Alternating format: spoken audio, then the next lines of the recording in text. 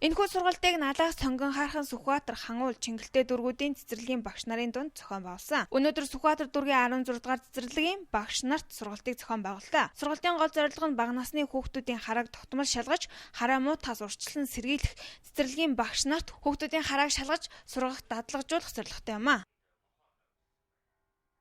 Өнөөдөр улсын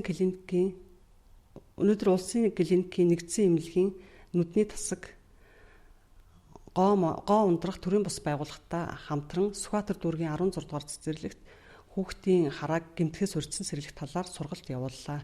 Сүүлийн үед бага насны хүүхдүүдийн дунд хараа муудах явдал маш их ажиглагдсаар байгаа.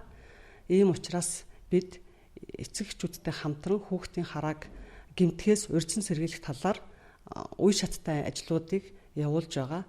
Үүний нэг жишээ нь өнөөдөр болсон сургалт юм а.